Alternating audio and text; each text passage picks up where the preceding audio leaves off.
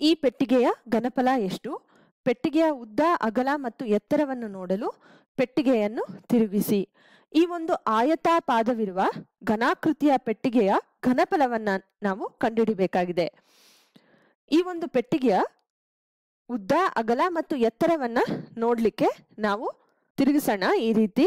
ಆಗ ನಮಗೆ ಕಂಡು ಬರೋದೇನು ಅಂದ್ರೆ, ಈ ನೀಲಿ ಬಣ್ಣದಲ್ಲಿ ಕಾಣ್ತಿರೋದು ಬಂದು ಈ ಪೆಟ್ಟಿಗೆಯ ಉದ್ದ 8 ಮೀಟರ್ ಅಂತ, ಹಸಿರು ಬಣ್ಣದಲ್ಲಿ ಕಾಣ್ತಿರೋದು ಈ ಪೆಟ್ಟಿಗೆಯ ಅಗಲ 6 ಮೀಟರ್ ಅಂತ, ಮತ್ತು ಗುಲಾಬಿ ಬಣ್ಣದಲ್ಲಿ ಕಾಣ್ತಿರೋದು ಬಂದು ಈ ಪೆಟ್ಟಿಗೆಯ ಎತ್ತರ 7 ಮೀಟರ್ ಅಂತ.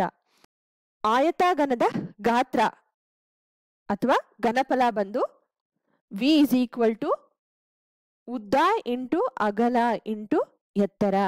ಹಾಗಾಗಿ ಉದ್ದ ಬಂದು 8 ಮೀಟರ್ ಇಂಟು ಅಗಲ ಬಂದು 6 ಮೀಟರ್ ಇಂಟು ಎತ್ತರ ಬಂದು 7 ಮೀಟರ್ ಅಂತ ಕೊಟ್ಟಿದ್ದಾರೆ. ಈಗ ನಾವು ಈ ಮೂರು ಅಳತೆಗಳನ್ನ ಗುಣಿಸ್ಕೊಳ್ಳೋಣ. 8 48 ಮೀಟರ್ ಇಂಟು ಮೀಟರ್, ಮೀಟರ್ನ ವರ್ಗ ಇಂಟು 7 ಮೀಟರ್.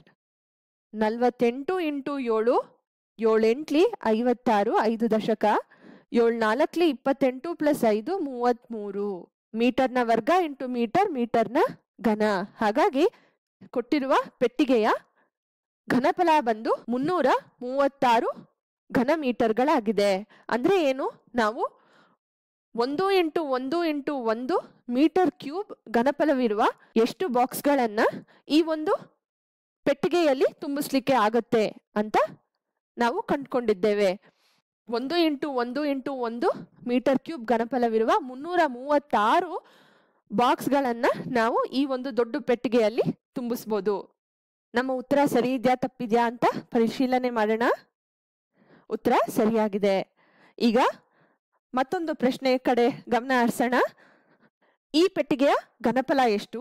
ಪೆಟ್ಟಿಗೆಯ ಉದ್ದ, ಅಗಲ ಮತ್ತು ಎತ್ತರವನ್ನು ನೋಡಲು ಪೆಟ್ಟಿಗೆಯನ್ನು ತಿರುಗಿಸಿ ಅಂತ ಹೇಳ್ತಿದ್ದಾರೆ. ಹಾಗಾಗಿ ಪೆಟ್ಟಿಗೆಯನ್ನ ತಿರುಗಿಸಿ ನೋಡೋಣ ನಾವು. ಆಗ ನಮ್ಗೆ ಈ ಪೆಟ್ಟಿಗೆಯ ಉದ್ದ ಬಂದು 4 ಮೀಟರ್ ಮತ್ತು ಅಗಲ ಬಂದು ಕೆಂಪು ಬಣ್ಣದಲ್ಲಿ ಪ್ರತಿಬಿಂಬಿಸ್ತಿದ್ದೇವೆ 2 ಮೀಟರ್ ಅಂತ, ಹಸಿರು ಬಣ್ಣದಲ್ಲಿ ಪ್ರತಿಬಿಂಬಿಸ್ತಿರೋದು ಬಂದು ಈ ಪೆಟ್ಟಿಗೆಯ ಎತ್ತರ 6 ಮೀಟರ್ ಅಂತ. ಹಾಗಾಗಿ ಈ ಪೆಟ್ಟಿಗೆಯ ಘನಫಲ V is equal to L into B into H ಆಗುತ್ತೆ. ಆದ್ರಿಂದ 4 metre into 2 metre into 6 metre.